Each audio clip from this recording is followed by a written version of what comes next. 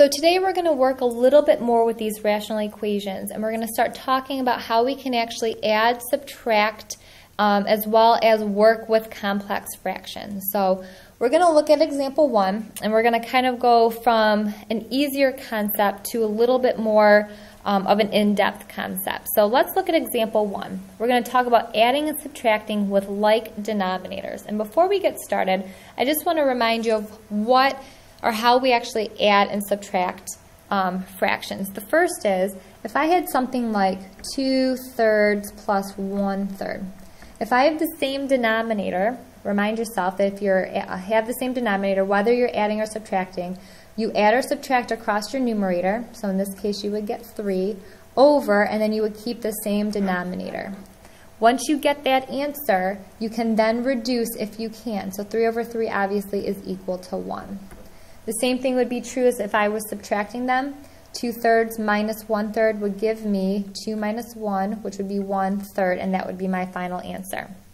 So looking at example 1, we're dealing with rational equations that have like denominators. So because they're both exactly the same, I can add or subtract across my numerator as I normally would if I was just dealing with more simple fractions.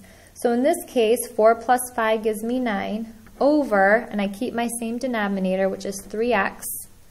And because I have these two numbers, my two whole numbers, top and bottom, I can actually reduce 9 over 3. 9 over 3 gives me 3, but the 3 belongs up at the top, so I actually can reduce this. This gives me 3 if I cancel out. This gives me 1. 3 over x would be my final answer for letter A. In letter B, I have the same denominator, x plus 3, in both of them, so I can subtract my numerators. So I combine them to get 2x minus 4 all over x plus 3. Now in this case, I can actually simplify a little bit more. I'm not going to be able to necessarily cancel anything out, but I can break this down into a smaller group. Since my numerator has 2 as part of both of those terms, I can pull the 2 out from 2x. So I get x left over if I pull the 2 out from my top term, minus, and if I pull the 2 out from the 4, I get 2 left over, all over x plus 3. And that would be your final answer. So let's get a little bit more in depth. What happens when we add or subtract with unlike denominators? So unlike denominators means that we don't have the same denominator. So the first thing we're going to do is we're actually going to find your least common denominator. So we're going to find your least common denominator. So how do we do that? Well, I'm going to take my first denominator, and in this case, it's 6 times x times x. So if I take my first denominator and break it down, 6 times x is my first denominator. If I take my second denominator and break it down, what do I notice? Well, I notice that 4 is part of both of these terms, and I can pull an x out of both of them. So I actually can pull a 4 and an x out of both of these terms. So in this case, if I pull 4x out of 4x squared, I have x left over, minus, because I have minus in the middle. If I pull the 4x out of the 12x, I get 3 left over. So far, so good? So now I have to find my least common denominator. Now my least common denominator is going to be the denominator that consists of both of these, but in the smallest scale. So, for example, I'm just going to take a little bit of a detour. If I had 2/3 minus 1/2, let's say in this case, 2/3 minus 1/2. In order to be able to subtract them, I have to have the same denominator. Since I don't have the same denominator, I need to pick the smallest number that they both have in common. So the smallest number that they both go into to replace, and so I can rewrite the denominator so they're both the same.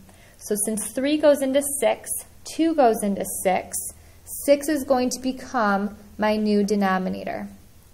Now to think about this, 3 also goes into 12 and 2 also goes into 12. But you want to pick the smallest number that they both go into. So whatever I do on the bottom to get 3 to be able to be 6, so I multiplied by 2 here, I have to do it to the top. So since 3 times 2 gives me 6, 2 times 2 gives me 4. And in this case, 2 times 3 gives me 6, so 1 times 3 gives me 3. And then I can then subtract the 2 to get 1/6. So the idea of finding the least common denominator is that you want to pick the number, the smallest values and terms that they all go into. So to start us out, we're actually going to look at the whole numbers first. We've got a 6 and a 4.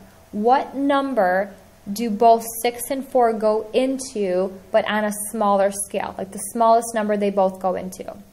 Well, they both go into 24 because 6 times 4 is 24, but is there a smaller number that both of those numbers can go into? And the answer is yes. They both can actually go into 12. So 6 goes into 12, 4 goes into 12, so 12 is the smallest number that both 6 and 4 can share. Okay? From there, because this is a new denominator, these two x's have to be part of it. Okay, so these two x's have to be part of your new denominator. Every single part of both denominators have to be present in your new denominator. So since both of these x's need to be part of your new denominator, we know that x squared is going to be part of that new denominator. And at the same time, 6 is represented inside the 12. These two x's are represented inside the x squared. 4 is actually represented inside the 12, and x is represented inside the x squared. So this x squared actually covers all of these outside x's, and the 12 covers the 4 and the 6. What isn't covered is this group right here. So x minus 3, that group also has to be part of your new denominator. All right, so moving forward, the next thing that we want to look at is we know that we're going to be changing over our new denominators to be 12x squared times x minus 3. So the first thing I'm going to do is I'm actually going to take my original, and I can actually do this. I don't have a different color pen, so I'm going to do it in red's not a good color. All right, so this is the first part. I'm just going to outline them so that we keep things organized. So the first thing I'm going to do after I find my least common denominator, which is this guy right here, I'm going to separate these two. So I'm going to separate your 5 over 6x squared plus, and then I'm actually going to rewrite this denominator as its factored form. So I'm not going to rewrite it as my original. I'm going to write it as my factored form. Okay, and that's my factored form. So before I start, I need to figure out, just like I did up here, if I get my new denominator, once I get my new denominators, I have to go back to my original fractions, and I have to multiply top and bottom by the same number that gets my old denominator to my new denominator. So since 3, I have to multiply 3 by 2, 3 times 2 to get 6. I have to do the exact same thing to the numerator. 2 times 2 gives me 4. Since 2 times 3, and I can actually write this over here, times 2 times 2, times 3 times 3, I have to do the same top and bottom. So since I need to go from 2 to 6, 2 times 3 gives me 6, 1 times 3 gives me 3. So it helps me keep the same value. It doesn't, it keeps me from changing the value of those numbers. So just like I did up top, down here, I know that I want to change these over to new denominators. So I want my new denominator of my first term to be 12x squared times x minus 3 plus my new denominator here needs to also be 12x squared times x minus 3. So those are my two new denominators that I want for my new fractions, but I need to get my originals to that new denominator. So to start, I have to look at my first fraction. Well, 6x squared. What do I have to multiply that 6x squared by to get 12x squared times x minus 3? Well, let's start in little bits. To go from 6 to 12, I need to multiply by 2. So I know I have to be multiplying this whole thing by at least 2 to get it to be 12. Well, here I have x squared. Here I have x squared, so x squared is already taking care of itself. What I'm missing here that I need over here is the x minus 3. So, x minus 2 times x minus 3, oops, let me slide this over. 2 times x minus 3 needs to be multiplied by this denominator to give me my new denominator. Whatever I do on bottom, I have to do on top. So then, if I multiply 2 times x minus 3 gives me this new denominator, which I want. Now 5 times 2 times x minus 3. 5 times 2 gives me 10 over x minus 3. All right? Once this is all set up and I have my new fraction, I can now move to my second fraction and get that to match. So now the 4x times x minus 3 has to become 12x squared times x minus 3. So to start out, we're going to start in smaller bits. To get 4 to 12, I know I'm going to have to multiply by at least 3. 4 times 3 gives me 12. Now in this case, I already have one x, but I need 2 of them over here. So I know that I need to add an x over here to multiply. And x minus 3 is already taken care of over here. So I'm going to actually be multiplying by 3x. Oops, and I totally forgot about my numerator, which is x up here. So this is my original. So to get my old denominator to where my new denominator is, I have to multiply by 3x, which means my numerator has to get multiplied by 3x. So 3x times x gives me 3x squared. At this point, I can go ahead and multiply, or I'm sorry, add across. But before I do that, I actually want to expand on this. So I'm going to go one more time down below. So 10 times x gives me 10x minus 10 times negative 3 is minus 30. Plus, so I can distribute the 10 plus my 3x squared is simply by itself all over 12x squared times x minus 3. Now if I just rewrite this in standard form, my 3x squared should go first, my positive 10x goes second, and my minus 30 goes next, all over, and then I can actually multiply this out and distribute the 12x squared. So if I take 12x squared times x, I know I get 12x cubed minus 12x squared times negative 3 gives me minus 36x squared. So this becomes my final answer. So there is a lot of steps that's there. Okay, the first step is finding your least common denominator. Your second step is separating your factored versions of your original fractions, and then figuring out what you have to multiply each fraction by to get your denominators to match the denominator you want for your least common denominator over here. So this is going to take a little bit of practice to get good at. So let's look at example 3, subtracting unlike denominators. Subtracting unlike denominators. All right, so same idea. In this case, now we're subtracting.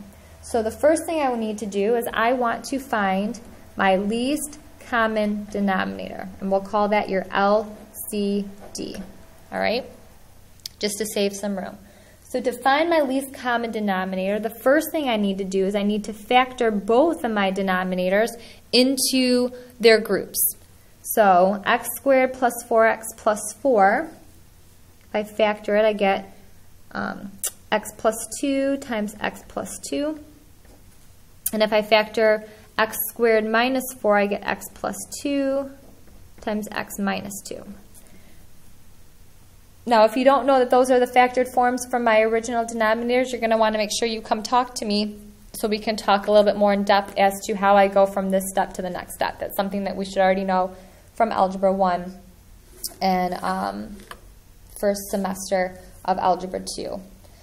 So moving forward, I have to make sure my new least common denominator, because clearly here I have two different denominators, I need to have my new denominator consist of both of these. Okay, so each part of these original denominators need to be present in my new denominator. So to start off, since I have x plus 2 here, I know that my first group has to be x plus 2. So I have to include that. I have to include the next x plus 2. So both of these numbers are going to be part of my new least common denominator. But now when I move over to my next group, isn't this x plus 2 already counted once? Actually, it's counted twice because I needed both of them to be part of your new denominator from my first group. But since this x plus 2 in the other fraction is already represented, I don't need to rewrite it again. So now, since that's already represented, I can skip over that group and go to the next group, which is not represented, as x minus 2. So that becomes my new least common denominator.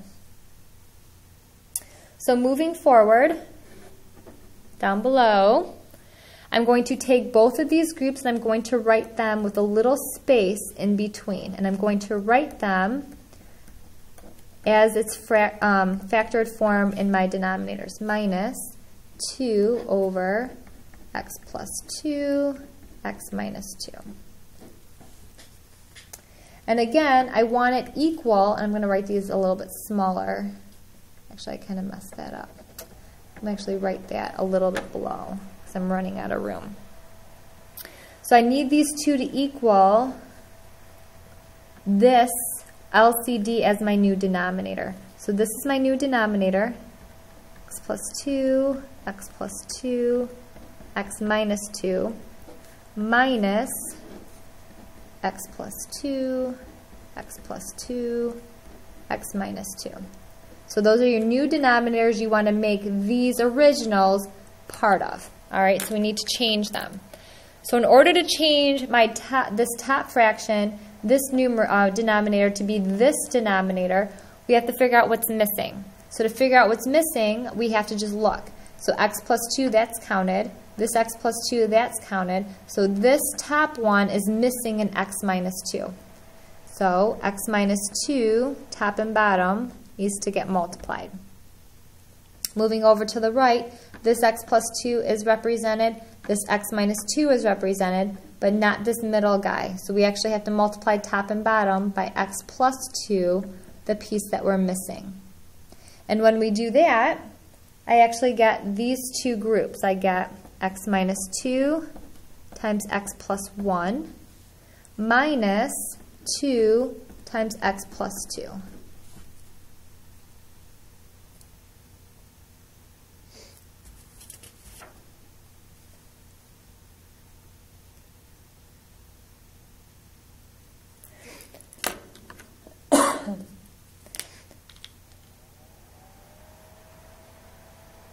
So once we go through and we multiply top and bottom by those values, we can actually cancel where we can. So since this is part of its own term, the x minus 2's can cancel, and the x plus 2's can cancel.